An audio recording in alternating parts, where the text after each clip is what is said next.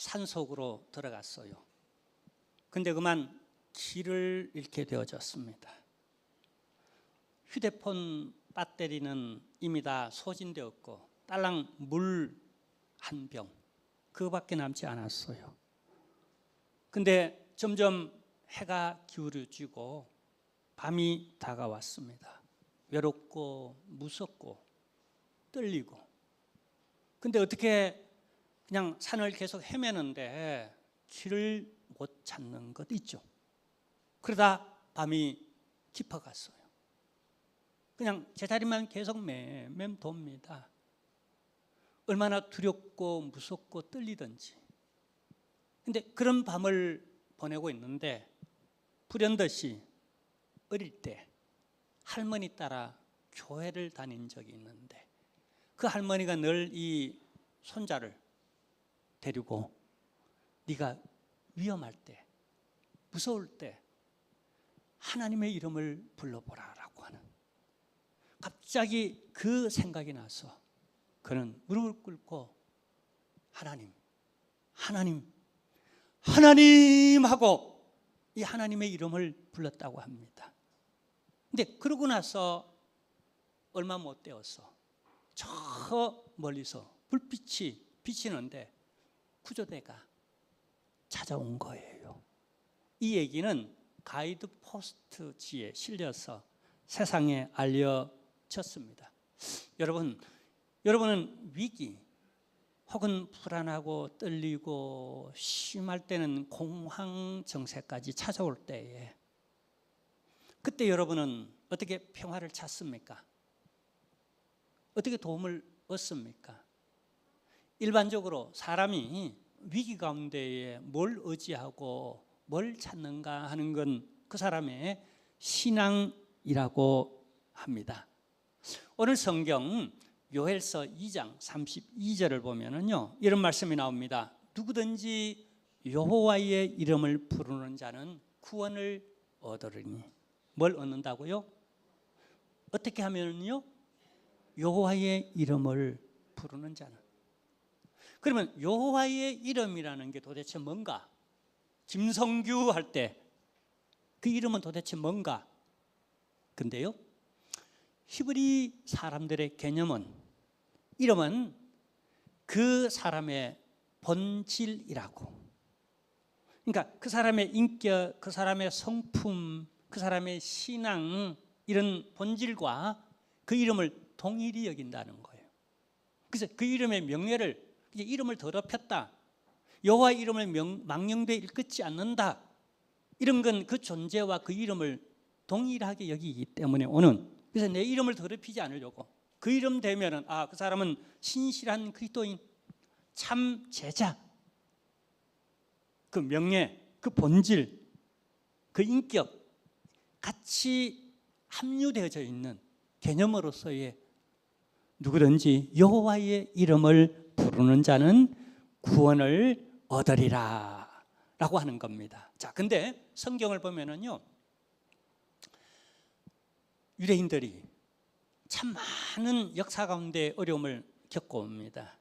전쟁이 터지거나 여러 가지 기근, 천재지변이 생기거나 할 때마다 이들이 모여서 제단을 쌓고 여호와의 이름을 부릅니다. 국가적 위기든 혹은 민족의 위기든 혹은 개인사적 위기든지 이들이 제단을 쌓아놓고 주여 하고 이렇게 불러요. 이 주여 주여 주여라고 하는 건요, 세계적으로 우리 그 세계 기독교인들이, 여러분, 제가 참 하나 말씀드리고 싶은 건요, 우리 요즘 한류 여러 가지 그 문화들이 있잖아요. 근데 요즘은요, 한국 사람들이 어디 여행할 만합니다. 어디서 왔어? 그러면 나 한국에서 왔어, 코리안이요.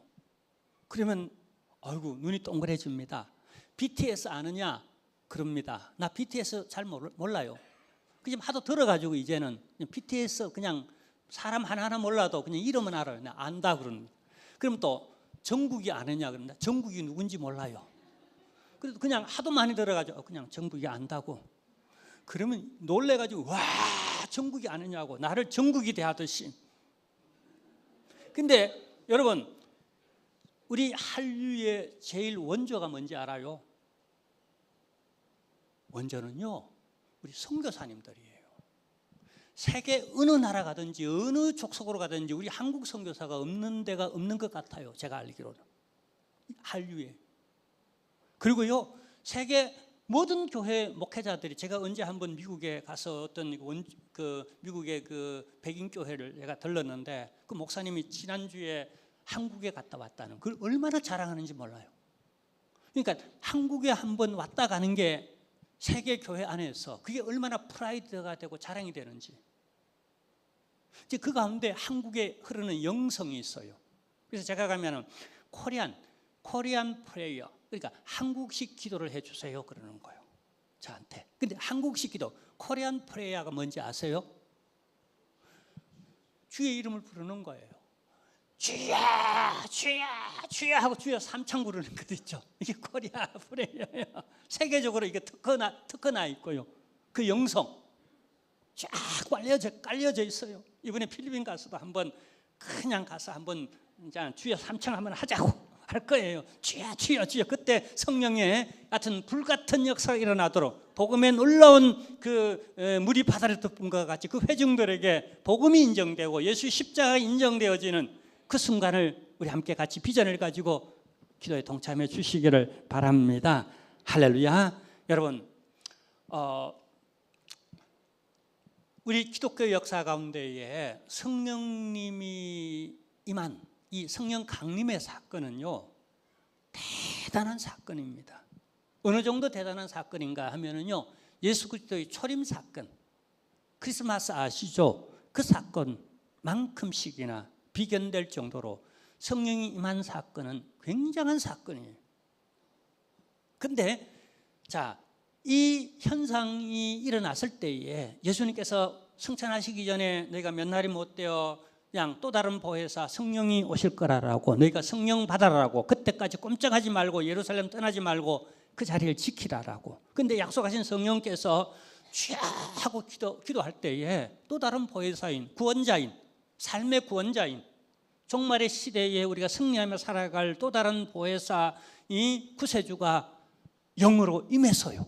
어마어마한 사건입니다. 근데 그 해석을 어떻게 하느냐 하면은요, 그 해석할 때에 바로 이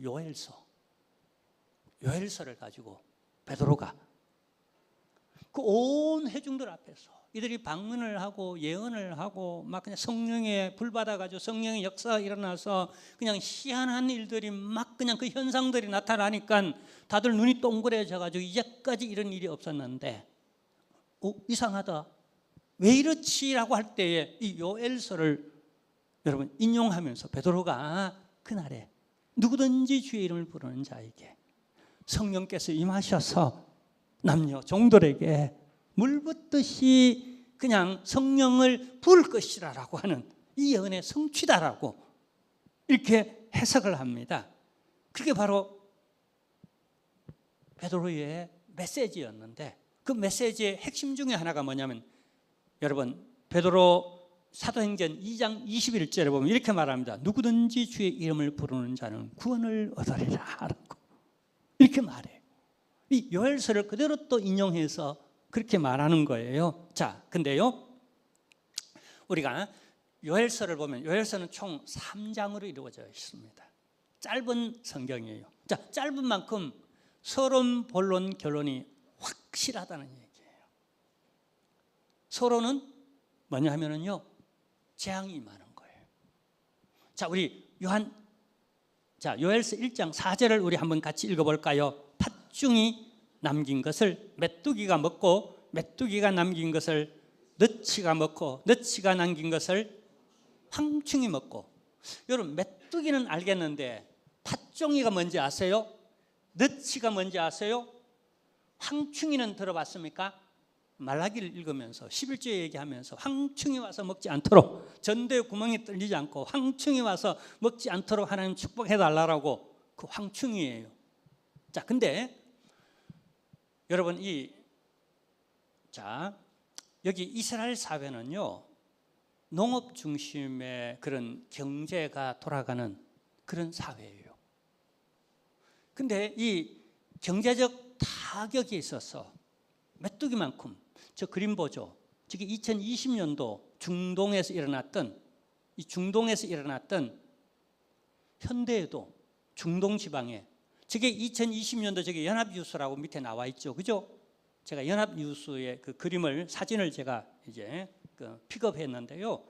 저기 보면은요, 저기 우리는 시골에서 메뚜기 잡는 것이 좀 낭만적이었어요. 목가적이고. 그렇지만은요, 저 한번 메뚜기 떼가 습격하면은 이 중동 지방에서는 남아도는 게 없답니다. 그게 얼마나 또 광범위하게 퍼졌는지 저 연합뉴스의 뉴스를 보면은요, 2020년도 뉴스를 보면은 이게 중국 서안지구까지 초토화시켰다는 거예요. 그 다음에 또 인도 그 들판을 또 초토화시켰다는 거예요. 저 중동에서 발언한 저 메뚜기 떼의 습격이 중국과 인도에까지 영향을 미쳤다라고 뉴스에 난 거예요. 저 정도라는 거예요. 그것도 한 종류가 아닙니다. 아까 뭐라 그랬죠? 예, 팥중이, 메뚜기, 그 다음에요, 그 다음에 느치, 황충이. 그러니까 이건 뭘 의미하느냐면요, 사중적으로. 한 번 IMF가 왔잖아요. 그냥 2차 IMF가 또 왔대요. 어이구, 끔찍해라. 그때 우리가 얼마나 참 가슴 저리고 얼마나 참 정말 눈물 나는 그런 사건들이 많습니까? 그렇지 않아요? 그게 또 3차로 왔대요. 그게 또 4차로 또 와버렸대요. 2중, 3중, 4중으로 그게 쓰나미가 몰려와가지고 경제적 타격을 입히는데 전부 다 그냥 어떻게 해요? 뒤로 나자빠지는, 아주 우리 경제가 완전히 파탄 나버리는 이런 끔찍한, 상상하기조차 싫은 이런 일이 실제로 저 메뚜기가 몰고 와서 그렇게 되어졌다는 거예요. 그런데 사실은요, 여러분, 이 네 종류의 곤충이 아니에요. 이게 사실은 전부 다 네 가지 다가 메뚜기예요. 자, 그러면은 여기 팥중이는 뭔가? 메뚜기의 애벌레, 팥중이라 그럽니다. 애벌레가 다 갉아먹은, 잎을 다 갉아먹은 거예요. 그 다음에 뭐가요? 메뚜기가 그 다음에 날아와서, 이 메뚜기는 메뚜기 청년을 말합니다. 이 청년의 시기에 먹성이 얼마나 좋습니까? 그야말로 먹방입니다. 먹방. 그냥 줄기고 뭐고 다 깔아먹는 거예요. 근데 요 메뚜기가 조금 남겨둔 걸 그 다음에 뭐가 온다고요? 느치가 왔어. 요건 느치는 메뚜기의 장년. 그냥 장년청이 또 다 먹어버리네. 그 다음에 요 마지막으로 황충이 날아와서, 황충은 메뚜기의 노년입니다. 노년. 이 할아버지 할머니들이 그냥 다 또 집어 막 뿌리채 그냥 남기지 않고 밑에 있는 것까지 그냥 다 갉아 먹어버리네요. 남는 게 없어. 자, 그러면은 이런 환경 속에서 백성들이 겪는 재정적 고통이 얼마나 심했는가를, 자, 한번 볼까요? 1장 12절인데 한번 보게. 1장 12절입니다. 포도나무가 시들었고 무화과나무가 말랐으며 석류나무와 대추나무와 사과나무와 밭의 모든 나무가 어떻게 해요? 밭의 모든 나무가 다 시들었으니 이러므로 사람의 즐거움이 말랐도다.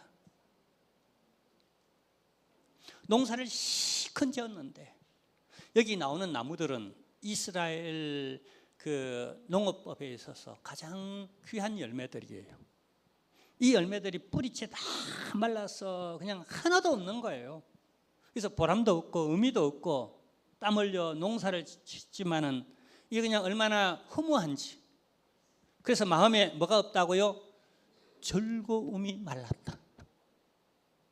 여러분, 가난해도요, 어느 정도 그래도 빌 붙일 때가 있으면은, 그래도 희망이 있으면은, 그래도 마음의 그 어떤 희망, 비전, 즐거움이 마르지는 않습니다. 그냥 내년에 또 하면 되지 뭐. 안 되면 내후년에 또 하면 되지 뭐. 아니에요. 그때 뭔가 씨가 있어야 뭘 뿌려보지. 뿌리가 있어야 그 다음에 이게 다년생 식물들인데, 이건 최고의 그 식물들, 먹거리, 과일들, 즐거움의 그 상징인데, 그게 다 씨가 말라버린, 뿌리채 말라버렸으니까 이게 앞으로 상당한 기간 동안 희망이 없는 거예요. 여러분, 농부의 마음 아십니까? 엄청 고단하게, 부지런하게 씨를 뿌리고 김을 메고 농약을 치고 열매를 가꿔야 얻는 수확물이에요. 근데 그렇게 수고하지만은 빈손이에요. 얼마나 허망한지 아세요? 근데 왜 이런 재앙이 임했을까요? 왜요? 황충이 때문일까요? 메뚜기 때문일까요? 너치 때문일까요? 어떤 환경 때문에, 어떤 사람 때문에, 어떤 누구 때문에, 사실 이것은요, 왜 이런 재앙이 임했는가에 대한 why, 이유는 되지 못합니다. 다만 how, 어떻게 해서 이렇게 되었나라고 하는 how를 설명하는 거예요. 이렇게 해서 이렇게 됐다라고 하는 how를 설명하는 거예요. 근데 why에 대한 대답은 그 다음 하고 있어요. 자, 왜 이런 일이 일어나는지 한번 볼까요? 15절입니다. 함께 읽겠습니다. 슬프다. 그날이여 여호와의 날이 가까웠나니 곧 멸망같이 전능자에게로부터 이르리로다. 여호와의 날이 원인이라고 Y에 대한 대답을 하나님이 이렇게 해주고 있는 거예요. 내게 왜 하필이면 우리 민족 위에, 우리 국가 위에, 우리 가정 위에, 내 자녀에게 왜 하필이면 이런 일이 일어났는가? 여러분, 어떻게 라고 하는 것에 매이지 마시고요. Why? 왜? 여호와의 날이 임했다는 겁니다. 자, 이스라엘 사람들은 그동안은 좀 못된 짓하고 나쁜 짓하고 말씀에 불순종하고 아무렇게 막 살고 마음 가는 대로 형편대로 그냥 그렇게 막 살았어요. 그래도 괜찮네. 내게 아무 탈이 없네. 그러다 보니까 한편으로는 하나님을 만홀히 여기는, 하나님을 좀 무시하고, 요즘 젊은 애들 그걸 개무시라 그러더라고요. 하나님 분명히 있는데 없다 그러고, 하나님 분명히 그대로 힘은 대로 거두게 하시는데 그거 아니다라고 그렇게 말하고, 하나님 존재 자체, 인격 자체는요 인정하는 데서 출발합니다. 하나님 존재 자체를 인정하나, 인격을 인정하지 않아. 그 뻔히 보고 있는데 그냥 엉뚱한 짓 하고 하는 건 이게 무시하는 거죠. 엄청 무시하는 겁니다. 우리 초기에 제 친구 목사님 하나가 아프리카에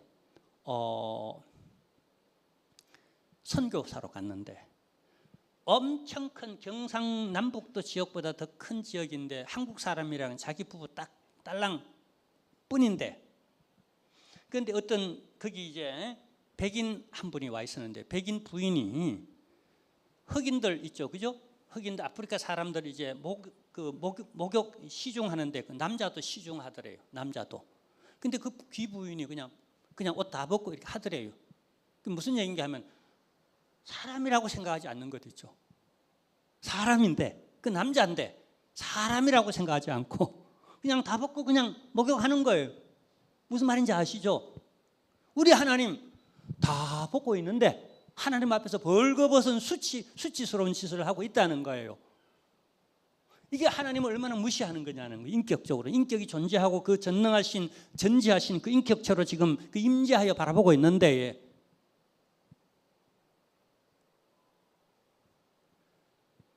예배할 때 자세를 그래서 흐트리거나 조는 건 그분의 인격 그 앞에서 신령과 우리가 진정으로 예배해야 할 이유가 여기 있다는 거예요.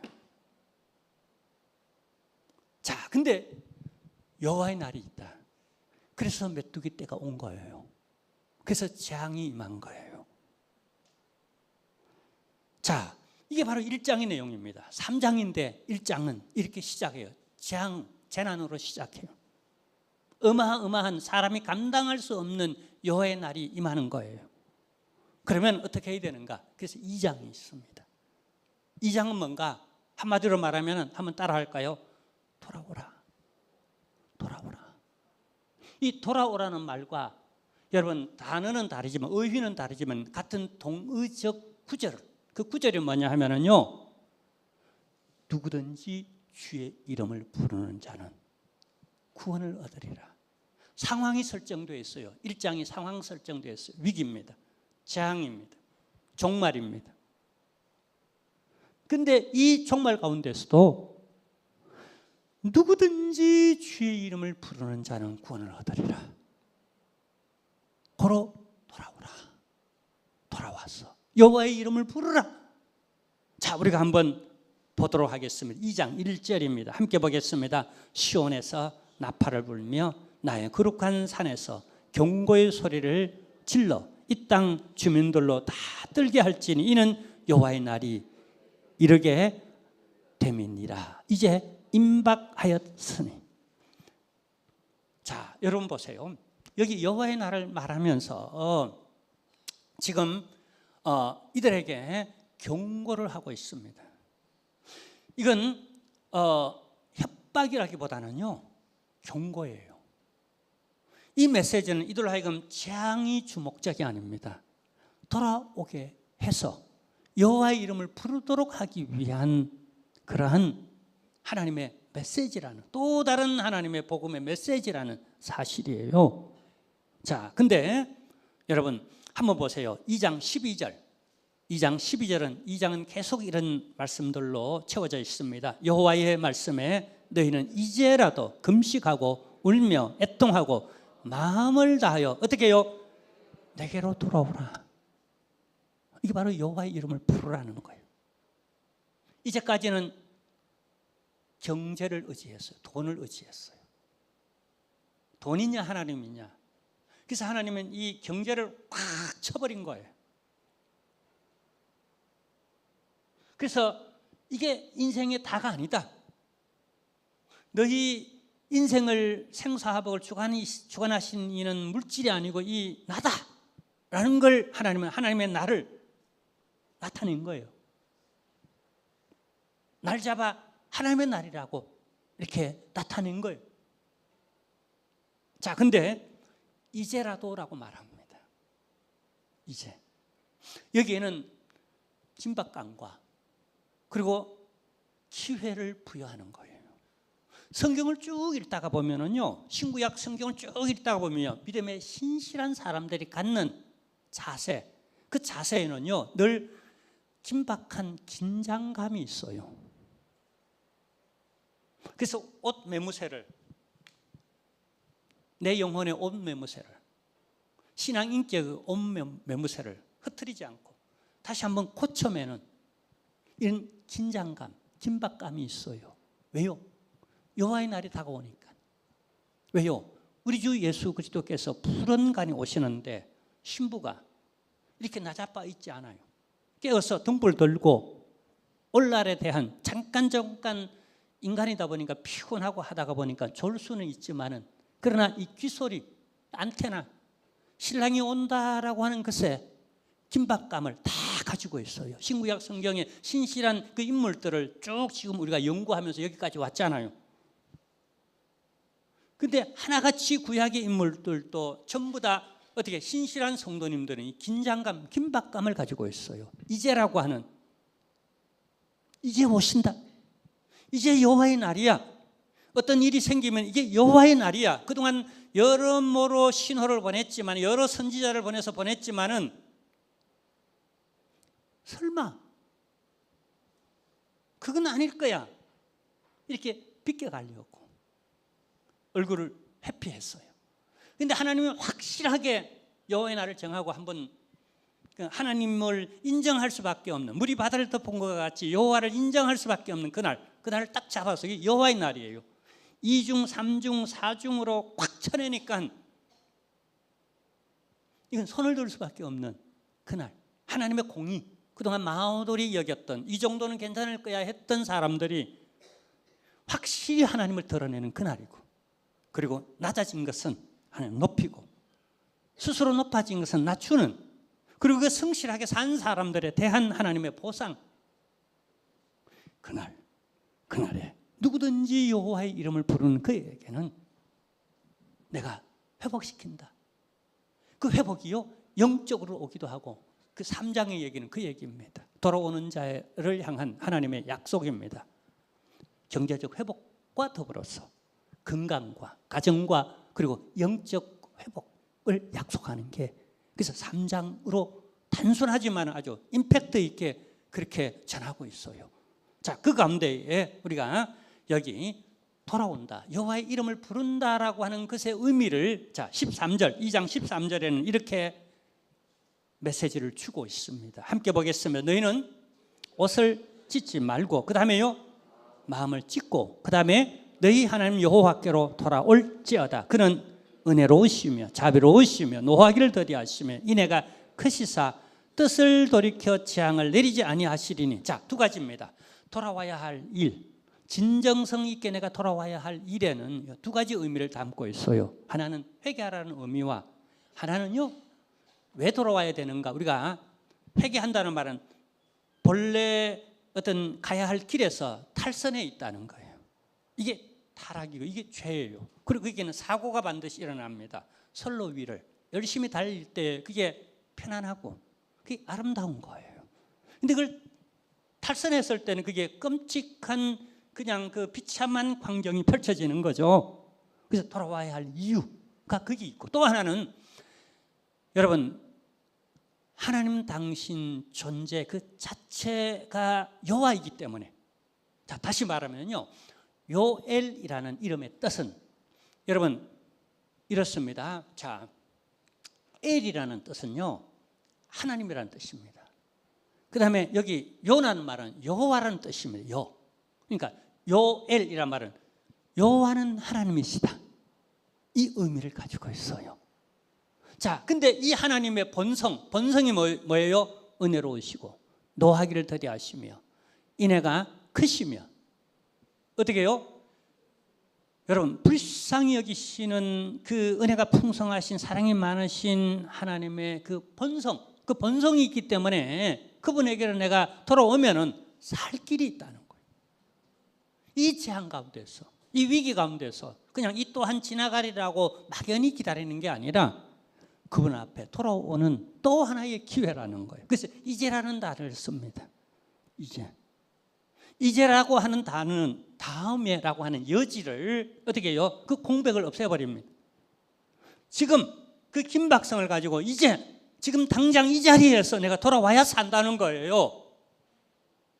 타이밍이 있는 거죠. 그걸 뭐라 그러죠? 급한 그 기간이 있잖아요. 골든타임. 네, 골든타임이라는 게 있잖아요. 이제라는 말은 이 골든타임에 우리가 다 이 골든타임의 시기를 지금 보내고 있다는 거예요. 보라, 지금은 구원받을 때요. 보라, 지금은 은혜의 때로다. 아멘입니다. 이 긴장감, 긴박감을 가지고 주여 하고 주의 이름을 부르고 여기 죄인 왔습니다. 여기 주님의 은혜가 그리워서 왔습니다. 주의 도우심을 받고 싶습니다 라고 내가 손을 들고 주의 이름을 부를 때에 그분은 지금 역사합니다. 나중에 역사하는 게 아니에요. 지금 응답하시고 지금 치유하시며 지금 회복시키시는, 지금 꿈과 비전을 주시는 이 하나님을 만나시길 바랍니다. 나중에 하나님은 하나님이 아니에요. 그건 신앙이 아니에요. 지금의 하나님이에요. 그래서 여러분 3장에서요 뭘 얘기하느냐 하면요 축복을 얘기하면서 너무나 귀중하고 소중한 말씀을 합니다. 그게 뭔지 아세요? 그게 성령론입니다. 성령이 오셨네, 성령이 오셨네, 내 주에 보내신 성령이 오셨네. 여러분, 이 성령이 오셨다라고 하는 이 메시지가, 성령을 보내실 것이다라고 하는 요엘서의 이 메시지가 얼마나 소중하고 큰 약속인지 아세요? 사람들이 이거 잘 모르는 것 같아요. 여러분, 구약에서 가장 큰 약속 두 가지가 있어요. 하나는 메시아가 오신다. 또 하나는 성령이 오신다. 근데 이 두 약속이 얼마나 대단한지를 사람들이 잘 모르는 것 같아요. 나만 아는 비밀인 것 같아. 늘 답답하기도 하고, 그러면서 내가 자부심을 갖기도 하고. 보세요. 실론, 성부 아버지에 대한 신앙 너무 중요했죠. 구약 시절에. 근데 그게 꽂혀 있는 동안에 뭘 놓쳐버렸냐면 기독론을 놓쳐버려요. 오시는 메시아에 대해서. 근데 그분이 오셨어요. 근데 사람들이 그분을 내외시하고 심지어 감히 네가 하나님의 아들이라고 에이 참남해, 에이 몹쓸 인간, 그리고 십자가에 못 박아 버려버려요. 하나님의 아들이 오셨는데 감히 성부 거룩하신 하나님의 네가 아들이라고 너무 싫었어요. 여러분, 이게 신앙화되고 신학화될 때에 나도 모르게 점점 오시는 메시아에 대한 거부감을 가지게 되더라는 거예요. 이게 기독교 역사의 큰 씻지 못할 오류예요. 근데 지금은 어느 시대예요? 나는 간다, 다시 온다 그러고 가셨어요. 누가요? 기독론의 주체자이신 예수 그리스도께서.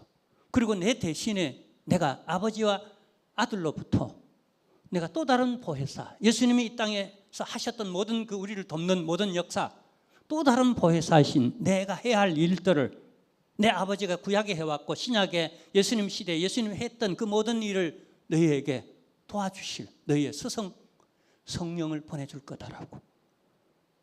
우리가 생각하는 것보다 더 일찍이 이미 하나님은 약속했어요. 그리고 요엘서에는 정확하게 보낸다고. 그게 3장의 전체 내용이에요. 그리고 오셨어요. 그럼 지금은 어느 시대라고요? 삼위 하나님 가운데서 성령의 시대예요. 근데 사람들이 많이 헷갈려야 하는 것 같아요. 아버지를 보려고 해요. 아버지를 보여주세요. 근데 예수님은 그렇게 말씀하셨죠. 예수님 시대에 아버지를 본 자가 나를 보고, 나를 본 자가 아버지를 보고, 나를 영접한 자가 아버지를 영접하고, 나를 믿는 자가 아버지를 영접한 걸 일체로 하나로 그렇게 당신을 믿어야 된다라고, 영접해야 된다라고 말하지만은 어떻게 감히 하나가 될 수 있느냐? 신론에 꽂혀 있었던 거죠. 근데 지금은요, 한국 교회가 가장 약한 두 부분이 있다 그랬죠. 하나는 교회론이 약하대요. 천주교는 얼마나 강합니까? 그 다음에 또 성령론이 약하대요. 웬일입니까? 우리가 늘 성령 그러는데 뭐냐면 성령에 대한 이 시대의 하나님이라는 인식, 성령이 찾아오셨어요. 내 마음에 뜨거움을 줘요. 회개의 눈물이 막 흐르게 만들어요. 내가 막 결단하게 만들고 복음의 은혜에 그냥 가슴이 뭉클거리고 또 막 구름 위를 걷는듯이 내 발걸음의 은혜에 막 그냥 발걸음을 걷는데 성령이 임했어요. 그러니까 하나님은 내게 임재했다는 거예요. 삼위의 하나님을 대표해서 삼위일체의 하나님, 일체의 하나님 가운데 성령께서 이 시대에 삼위 하나님을 대신하여 모든 걸 우리에게 역사에서 진리 가운데 인도하시는데 그분이 임한 거예요. 그래서 내가 성령 하나님의 임재 속에 들어온 거예요. 뜨겁게 하고 감동 주고 깨닫게 하고 회개하고 눈물을 흘리게 만들고 나의 마음을 설레게 만들고 비전을 꿈꾸게 하는 성령이 임한 거예요. 내가 임재 속으로 들어간 거예요. 만난 거예요. 근데 인정을 안 해요. 아유, 찾아오셨습니까? 감사합니다. 내가 뭘 어떻게 할까요? 내게 가르쳐 주세요. 이렇게 하자. 인격적 교제가 안 이루어진다는 거예요. 인격을 인정하지 않는다는 거예요. 무슨 말이죠? 그래서 제가 저 바깥에서 제일 듣고 싶은 얘기는 목사님 은혜 받고 갑니다라고 하는 얘기가 아니라 내가 하나님을 만나고 갑니다라고. 하나님을 경험하고 돌아가는. 무엇하러 여기 왔습니까? 제 설교 들으러 왔습니까? 하나님 만나러 왔습니까? 제 강연을 들으러 왔습니까? 하나님의 음성을 들으러 오셨습니까? 답이 나오잖아요. 제가 아니잖아요. 강연이 아니잖아요. 하나님이잖아요. 우린 그분을 어떻게, 그분의 임재 속에 들어 어떻게 경험하고 내가 이제 확신 가운데 나는 하나님 만나고 돌아간다. 그리고 이 말씀은 하나님의 말씀이다라고 어떻게 느끼고 어떻게 뜨거워지고 어떻게 내가 또 도움을 얻을까요? 성령님이에요. 그분은 보혜사예요. 보혜사예요. 오히려 더 유익하다. 내가 가는 게 유익할 거다. 성령이 너에게 임하면 너희가 더 유익할 거다. 더 큰, 더 실제적으로 도울 수 있는 이 말세지 말에 우리로 하여금 승리하게 만들고 오는 예수 그리스도를 맞이하게 만들고 점점 성화되어서 영화의 단계에 들어가도록 하는 최종의 시대를 보내면서 성령을 보내셔서 더 유익하게 만들고 있는데, 그래서 하나님은 재앙을 통하여서 그 다음에 돌아오라라고 하는 말씀을 하시고, 그다음에 여기 돌아오는 자에게 주시는 하나님의 놀라운 재정적, 경제적 축복과 더불어서 영적 축복, 성령을 주신다는 거예요. 그리고 그 성령께서 너희들이 오면은 너희들로 하여금 예언도 하고 방언도 하고 신령한 그런 것들로도, 경제적 그런 것들보다도 더 형이 상학적인 어떤 정서적, 정신적, 영적인 이런 풍성한 삶도 너희가 얼마든지 살 수 있을 거라고. 아까 경제적으로도 잃어버렸는데 사람의 마음의 즐거움도 잃어버렸다는 거죠. 그런데 그것뿐만 아니라 영적인 은혜, 비전, 소망을 주실 때 내 영혼이 기뻐하며 즐거워하며 뛰며 행복한 삶을 살게 할 것이다라고 하는 그 하나님의 노하우, 대안이 뭔가? 성령이라는 거예요. 성령이 오셨네. 마가의 다락방에 오셨네. 이후 성령은 교회에 오셨네. 성령은 지금 역사하셔서 우리를 진리 가운데 인도하시고 하나님의 영광을 체험하도록 만들고 우리로 하여금 기쁨과 즐거움과 은혜 가운데 살도록, 복음의 삶을 살 수 있도록 도와주신 이 성령님 붙잡고 승리하시는 여러분 다 되시기를 주님의 이름으로 축원합니다. 하나님 아버지 감사합니다. 은혜로 살아갑니다. 참으로 많은 재난들이 또 삶에 닥치는 위기와 환경들이 우리로 하여금 다시 한번 옷 여무새를 다시 고쳐매고 주의 이름을 부르고 주를 의지하는 주께로 돌아오는 계기가 된 줄로 믿습니다. 이제 성령을 의지하고 성령의 임재와 성령의 역사에 순종하면서 성령 충만한 삶을 사는, 그래서 모든 것이 회복되어지고 더 행복하고 더 풍성한 삶을 사는 우리 한길 공동체가 되도록 도와주옵소서.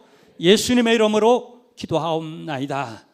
아멘. 우리 다 같이 일어나셔서 찬송가 185장 1절 4절 부르고 축도로 예배를 마칩니다.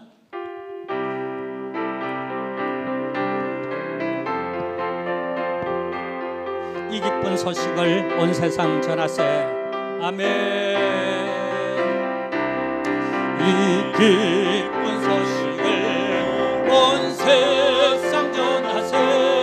큰 환난 고통을 당하는 자에게 주 믿는 성도들 다 전할 소식은 성령